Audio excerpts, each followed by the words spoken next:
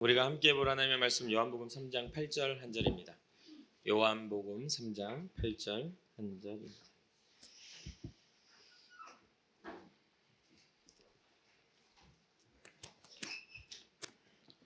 요한복음 3장 8절 우리가 한 목소리로 합독하도록 하겠습니다. 바람이 임의로 불매 내가 그 소리는 들어도 어디서 와서 어디로 가는지 알지 못하나니 성령으로 난 사람도 다 그러하니라. 아멘. 사랑하는 성도 여러분, 오늘 우리는 요한복음 3장 8절을 통해서 2025년 성령의 바람이 불어오는 교회라는 그러한 표와 또 말씀을 가지고 또 2024년을 이제 보내고 2025년을 맞이하는 제 72차 사무총회를 하는 날이기도 합니다. 그래서 이제 사무총회가 있기 때문에 말씀을 조금 더 다른 때보다 간단히 전하고 우리가 사무총회의 내용을 통해서 또 교회에 나아갈 방향을 좀 살펴보는 시간이 되겠습니다. 먼저 요한복음 3장 8절 말씀은 니고데모의 사건으로 요한복음 3장 1절부터 15절까지의 말씀을 배경으로 합니다. 이 말씀은 바리새인 중에 니고데모라는 사람이 있는데 이 사람은 바리새인일 뿐만 아니라 유대인의 지도자였습니다. 그러니까 1절 말씀에 그렇게 기록하죠. 바리새인 중에 니고데모라 하는 사람이 있으니 유대인의 지도자라. 그러면서 그 지도자인 그가 밤에 몰래 예수께 와서 예수님께 질문을 하는 내용으로 시작이 됩니다. 이는 니고데모가 이렇게 지도자이면서 바리새인이면서 이 위치와 지위는 유대인 중에서는 굉장히 높은 그러한 위치입니다. 특히나 나중에 산헤드린 공회라고 하는 그런 유대인들의 가장 권위 있는 결의기관, 오늘날의 국회의원과 같은 그러한 곳에 공회의원으로 있으면서 예수님의 십자가를 반대했던 사람 중에 이 니고데모가 한 사람이기도 하죠. 그가 이제 예수님께 와서 묻습니다. 라비어라고 합니다. 바리새인이고 율법학자이면서 지도자인 이가 누군가를 가르쳐 보기는 많이 가르쳤겠지만 또 누군가에게 배움을 배워야 하는 그런 위치는 자주로 얻지는 못했을 겁니다. 근데 예수님께서 랍비라고 하는 것은 랍비라는 단어는 선생님이여 라는 뜻이거든요. 그러면서 여기서 특이하게도 우리가 당신은 하나님께로부터 오신 선생인 줄 아나이다 라고 합니다. 여기서 누가라고 합니까? 우리가라고 하죠. 혼자 찾아왔는데 복수로 소개를 합니다. 그 말은 즉 뭐냐면 예수님께 찾아오는 그 배경에는 무리가 있었다는 거죠. 네가 가서 한번 물어봐 라고 하는 니고데모와 같은 고민을 하는 그러한 니고데모의 친한 사람들이 있었다는 뜻이기도 합니다. 우리가 당신은 하나님께로부터 오신 선생인 줄 압니다. 하나님 함께 하시지 아니하시면 당신이 행하시는 이 표적을 아무도 할 수 없기 때문입니다 라고 말합니다. 하나님의 역사를 보고 이들은 의문을 품은 겁니다. 자신들이 살아왔던 유대의 전통과 또 자신들의 알고 있었던 그런 삶의 경험들이 예수님의 역사하시는 그 사역을 보고 의문이 생긴 거예요. 하나님의 역사 아니면 이런 일이 일어나지 않는데 라고 해서 가서 한번 물어봐. 이 일이 어떻게 되는 일인지 한번 물어봐 라는 그러한 것과 함께 밤에 조용히 와서 묻고 있는 것이죠. 그래서 3절에 예수께서 대답하여 이르시되 진실로 진실로 내게 이르노니 사람이 거듭나지 아니하면 하나님의 나라를 볼 수 없느니라. 지금 이 내용 자체가 약간 어긋난 느낌이 들지 않습니까? 하나님이 행하시는 이 표정을 아무도 할 수 없다라는 질문과 갑자기 거듭나라는 주님의 대답이 약간은 그 고백과 질문이 약간은 좀 어긋나 보입니다. 아직 니고데모가 뭔가를 물으려고 한 그런 느낌이 아닌데 주님이 거듭나지 않으면 하나님의 나라를 볼 수 없어라고 하는 뭔가 결론적 대답을 해주시는 것을 보게 되죠. 근데 이게 왜 이런 현상이 일어나냐면 예수님의 사역의 시작이 회개하라 천국이 가까이 왔느니라 라고 하면서 예수님의 사역은 하나님 나라에 대한 소개로 계속해서 진행되어져 갑니다. 그렇기 때문에 예수님의 기적이 일어나는 것, 예수님의 놀라운 능력, 병고침, 귀신이 떠나감, 여러 가지의 어떤 죽은 자가 살아남, 이 모든 기적 뒤에는 하나님의 나라에 대한 소개가 있습니다.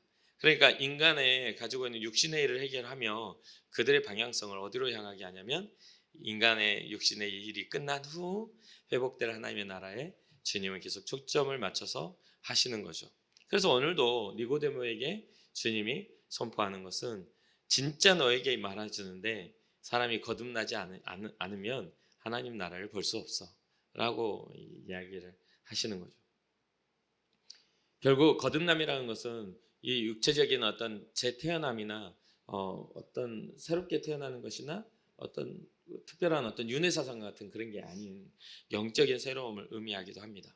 그래서 여기서 우리가 바라볼 수 있는 것은 성령의 바람이 불어오는 교회 공동체는 거듭남의 경험, 체험을 한 사람들의 공동체다. 주님 앞에서 새롭게 태어난 자들의 공동체다라는 것을 꼭 기억해 주시기 바랍니다. 그러면서 이제 니고데모가 말합니다. 사람이 늙으면 어떻게 날 수 있사옵나이까? 두 번째 모태에 들어갔다가 날 수 있사옵나이까? 라고 묻습니다. 그러니까 지금 니고데모의 인식과 개념은 어디에 속해 있어요? 하늘에 속해 있는 게 아니라 영적인 것 속해 있지 않고 자신의 유대인으로서 바리새인의 경험과 또 유대 지도자로서의 살아왔던 삶의 자신의 배경에 이것을 맞춰서 사람이 늙어져 가지고 다시 태어납니까? 아니면 뭐 모태의 뱃속 두 번째 다시 모태의 뱃속에 들어갔다 태어나는 어떤 그런 윤회와 같은 그런 일입니까? 라고 말하죠.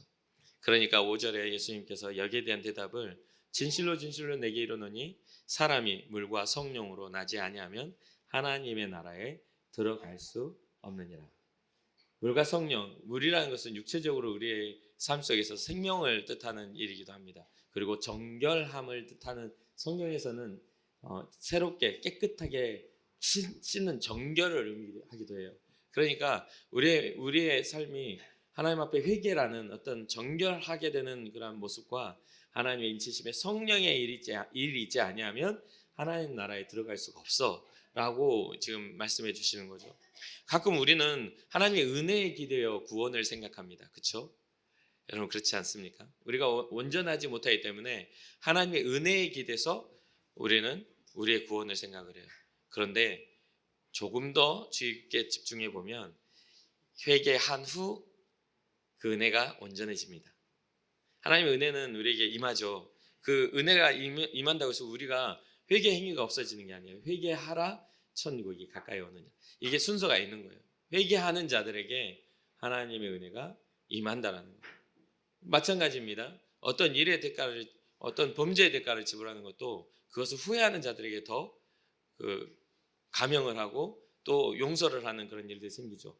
우리가 후회하지 않아요. 나는 후회하지 않아. 내가 사람을 죽인 거 후회하지 않아. 내가 누군가를 해하는 거, 폭행한 거 후회하지 않아. 그러면 더 큰 악이 뭐가 있죠? 양산되고 더 거기에 도사리고 있게 되는 거죠. 그래서 성경은 끊임없이 회심과 회개의 이야기들을 끊임없이 가르쳐 줍니다. 그리고 또한 우리 주님도 물과 성령으로 물과 회개와 하나님의 은혜로 하나님의 나라에 들어갈 수 있다라고 말하는 것이죠. 그러면서 6절과 7절 이렇게 말합니다. 육으로 난 것은 육이요 영으로 난 것은 영이니 내가 내게 거듭나야 하겠다는 말을 놀랍게 여기지 말라 하면서 오늘 본문 말씀이에요. 바람이 임의로 불되 내가 그 소리는 들어도 어디서 와서 어디로 가는지 알지 못하나니 성령으로 나는 사람도 다 그러하니라 라고 말합니다. 여기서 저는 그런 생각을 해봐요. 우리가 오늘날 교회의 위기가 지금 오고 있죠. 이미 닥쳐 있어요. 요즘에도 그 쿠팡 플레이인가 어제 잠깐 쿠팡 플레이에서 가장 인기 1위를 찍고 있는 인기 드라마에 대한 것들을 이렇게 엮어놓은 그런 것들을 잠깐 봤는데 거기에 보니까 거기 배경에 꼭 그래요. 우리나라가 기독교적인 나라이기 때문에 그런지 모르겠지만 그 드라마에서 나쁜 역할 하는 사람들은 꼭 목사님이나 아니면 교회 장로들이 나와요. 거기서도 그렇거든요. 그래서 그 나쁜 역할을 하는 목사님이 그 나쁜 역할을 배우고 그 장로가 행동대장 같은 그렇게 해가지고 나중에 손 잘리고 눈 뽑히고 막 이런 일들이 막 나온단 말이죠. 근데 저는 그 드라마를 보면서 사람들은 인기 드라마로 1위를 찍는지 모르지만 저는 되게 서글프고 아팠어요. 옛날부터 그런 마음이 좀 많았었는데 드라마에 등장하는 모든 비하적인 것들은 대부분 기독교적인 것들을 배경으로 그런 것들이 많이 만들어지더라고요. 많이 만들어져요. 좀 그런 때 약간 기독교적인 거 말고 약간 신천지나 이단 좋을 것 같은데 꼭 이렇게 정통 기독교적인 것들을 가지고 뭐 이렇게 하는 경우들이 많더라는 거죠. 아무튼 좀 아쉬운 면이 좀 있긴 있습니다. 그래서 어제 그걸 보면서도 굉장히 좀 가슴 아팠어요. 그러면서 또 생각했던 것은 반면교사를 삼아야 되겠다.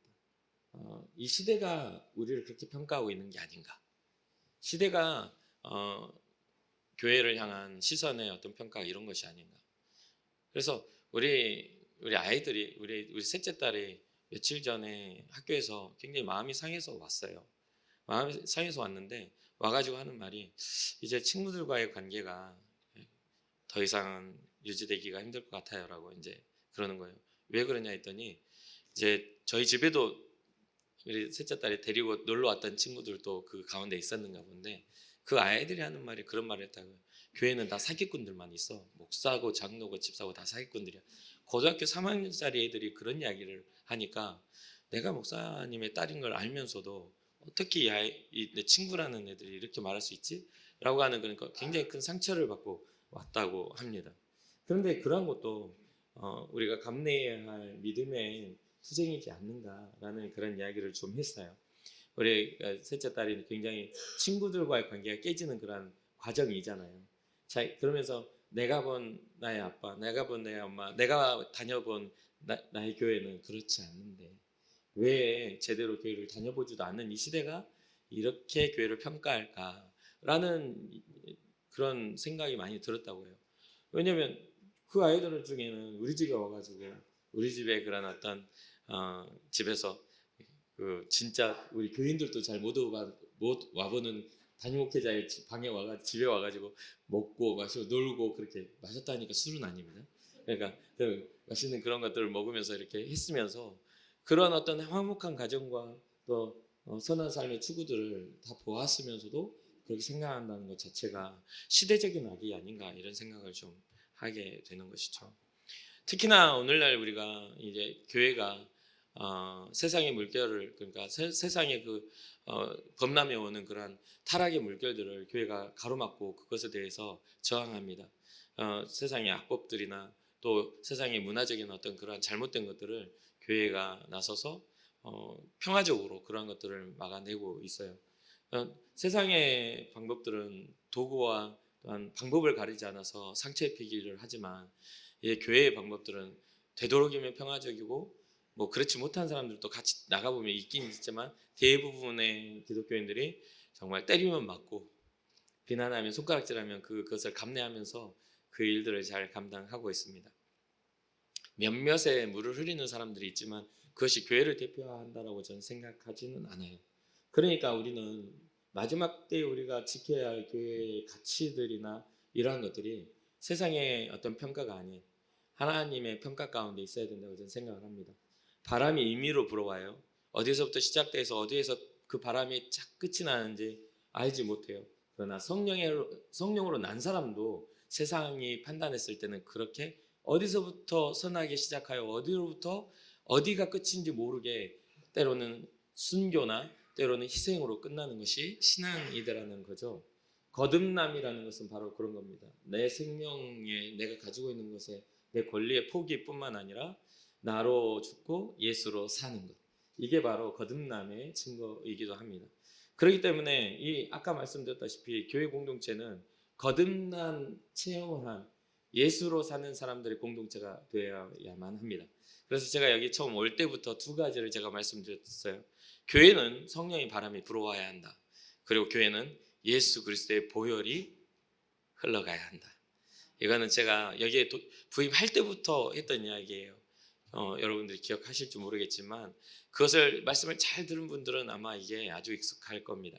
그래서 2025년은 성령의 바람이 불어와서 우리가 세상이 때로는 믿지 않는 사람들이 어떻게 평가하는 것은 상관이 없어요. 그것은 그들의 평가이지 주님의 평가가 아니죠. 우리는 우리의 양심과 우리의 신앙은 주님께 속한 자들이기 때문에 성령의 바람을 따라 성령의 요구하심을 따라 살아가는 여러분과 제가 되기를 주님의 이름으로 축복합니다. 또한 성령의 바람을 경험해야만 이해가 된다는 것을 오늘 본문은 이야기합니다. 9절에 니고데모가 대답하여 이르되 어찌 그러한 일이 있을 수 있습니까? 예수님이 8절에 바람이 임의로 불매 네가 그 소리는 들어도 성령의 그 바람 소리는 들어도 어디에서 와서 어디로 가는지 알지 못하지 않냐? 성령으로 난 사람도 그런 거야 라고 거듭남이란 그런 거야 라는 것을 말하는데 니고데모는 이해를 못해요. 그가 가진 지식, 그가 가진 권위, 그가 가진 부로는 영적인 세계가 이해가 안 돼요.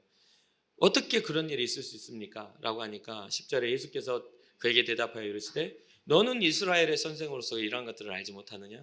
네가 알고 있는 하나님을 향한 지식들이 그걸 깨닫지 못하게 하는 거냐?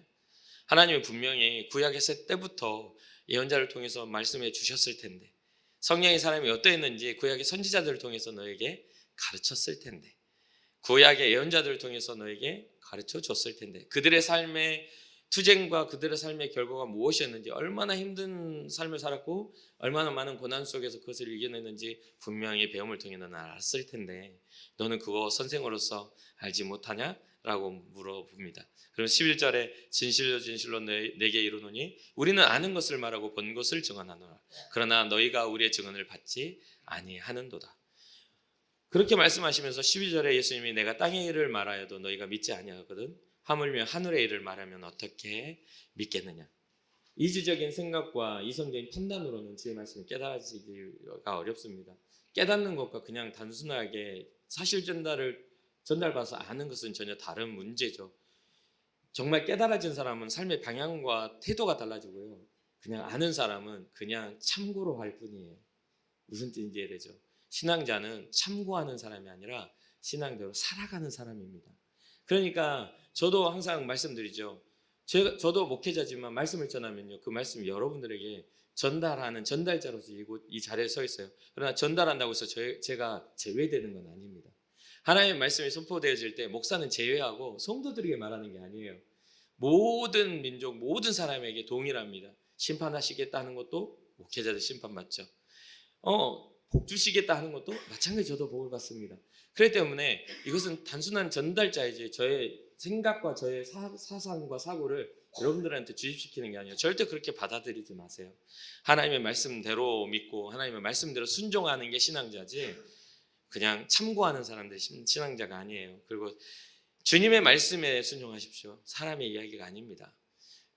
제가 전하는 말씀 중에 여러분들이 그냥 이거는 사람의 말이야 라고 생각하는 건 받아들이지 마세요.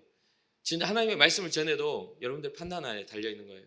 물과 성령으로 거듭나는 건 우리 각자의 몫이지 누군가의 몫이 아니에요. 그러니까 그런 부분들에서 꼭 잊지 마시고 니고데모에게도 예수님은 동일하게 지금 설명을 해주고 있는 것이죠.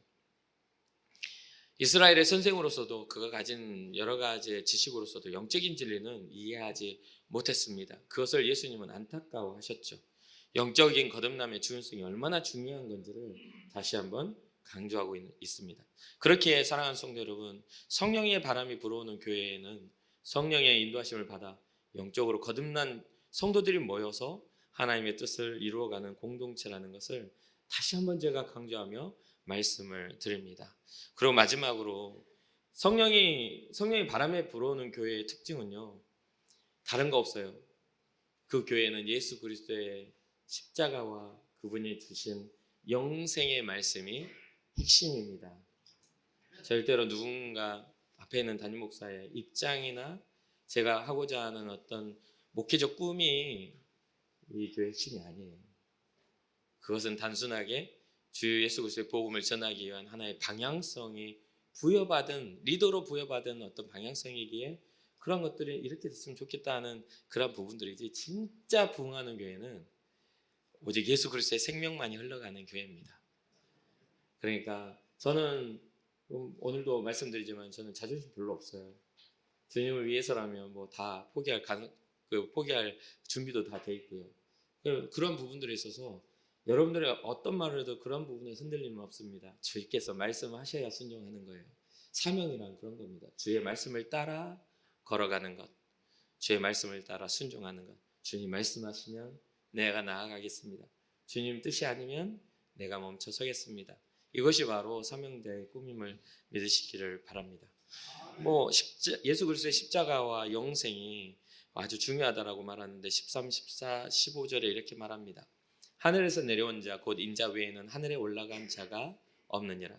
하나님의 나라를 소개할 수 있는 존재는 예수 그리스도밖에 없다라고 이야기합니다. 그곳에서 내려오신 그분의 증언만이 참되다라는 것이죠.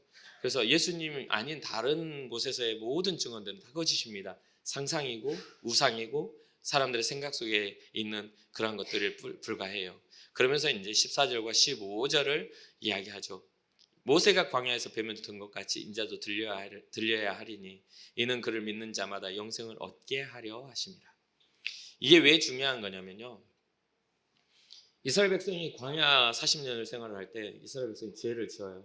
하나님의 진노가 임하면서 사막에 사는, 광야에 사는 불뱀들이 막 떼거지로 나와 이스라엘 백성을 무작위로 막 물어뜯습니다. 독사에 물려버린 이들은 이제 그 독이 퍼져서 죽을 수밖에 없는 상황이에요. 그때 놀라 하나님 앞에 기도할 때에 모세에게 놋 구리뱀을 만들어 장대에 매달아 높이 세우라. 그것을 본 자는 살리라 라고 말을 합니다. 여기에는 이스라엘 백성들의 죄악이 바탕이지만 그것에서부터 벗어나는 것은 이스라엘 백성들의 노력이 아닌 단순하게 말씀에 순종이 담겨 있어요. 보는 자는 살리라 라고 했는데 놀랍게도 그걸 본 사람들이 살아납니다. 과학적이지 않죠. 그 노꾸리범을 쳐다본 사람들은 살아나요. 근데 더 놀라운 건 뭐냐면 그것마저도 보지 않고 죽는 사람들이 많아요. 이거 참 재미있는 일 아닙니까? 그럴 때 저는 성경을 볼 때마다 생각하는 게 있어요. 믿음은 모든 사람의 것이 아니구나. 안 믿어지는 사람은요, 끝까지 안 믿어져요. 죽을 때까지 안 믿습니다. 보면 살라는데 뭘 그런 걸 보고 살아 하고 그냥 안 보고 죽는 사람들이 있더라는 거예요. 어떻게 하겠어요? 그래서 어렸을 때부터 그런 이야기에서 죽으려면 쥐약을 못 먹겠냐고 그런 이야기를 하시는 분강사님이 있었거든요.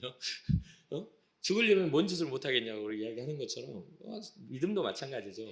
그건 어떤 그러한 것들에 있어서 우리는 항상 삶의 결을 통해서 우리 자신을 증명해 나가는 건데, 우리가 믿음의 사람인지 아닌지는 우리의 삶의 결을 통해서 생각과 말과 행동을 통해서 믿음은 증명되어집니다. 그래서 계속해서 제가 계속 반복하는 그런 핵심 진리가 있어요. 뭐냐면 믿음은 우리의 존재 자체를 하나님의 자녀로 삼는 존재 변화를 일으키지만 율법과 행함은 변화된 우리의 삶을 하나님의 자녀로서의 그런 존재 증명을 한다고요. 존재 증명. 그래서 그 존재 증명을 하지 못한 교회 때문에 손가락질 당하고 있어요.